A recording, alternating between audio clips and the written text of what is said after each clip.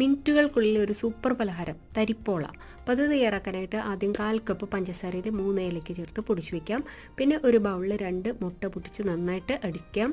അതിലേക്ക് 1/2 കപ്പ് വറുത്ത റവ ആദ്യം ചേർത്ത് കൊടുക്കാം. പിന്നെ ഈ പൊടിച്ച പഞ്ചസാരയും ഏലക്ക മിക്സ് അതും കൂടെ ചേർത്ത് നന്നായി ഒന്ന് മിക്സ് ചെയ്യാം. അപ്പോൾ കുറച്ച് ലൂസായിട്ടിരിക്കും. അപ്പോൾ വീണ്ടും ഒരു 1/4 കപ്പ് റവ കുറച്ചായിട്ട് ചേർത്ത് അത് മുഴുവനായി ചേർത്ത് നന്നായിട്ടൊന്ന് മിക്സ് ചെയ്ത് വയ്ക്കാം. അതിലേക്ക് ഒരു നുള്ളു ഉപ്പും കൂടെ ചേർത്ത് നന്നായി മിക്സ് ചെയ്ത് കവർ ചെയ്ത് ഒരു അരമണിക്കൂർ വയ്ക്കാം.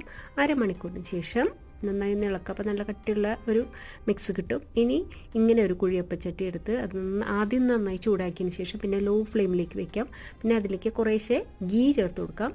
ഇനി ഈ മാവിൽ നിന്ന് ഒരു സ്പൂൺ വീതം കോരി ഒഴിച്ച് മൂടി വയ്ക്കാം. ഒരു 3 മിനിറ്റ്, ആദ്യത്തെ പുറം ഒരു 3 മിനിറ്റും പിന്നെ മറിച്ചിട്ടിട്ട് ഒരു 2 മിനിറ്റും കൂടെ മൂടി വയ്ക്കാം. അപ്പോൾ നല്ല സൂപ്പർ സോഫ്റ്റിലുള്ള അടിപൊളി പലഹാരം റെഡിയാണ്. അപ്പോൾ എല്ലാവരും ഒന്ന് ട്രൈ ചെയ്ത് നോക്കണം കേട്ടോ. വളരെ എളുപ്പമാണ്, വളരെ ടേസ്റ്റുമാണ്.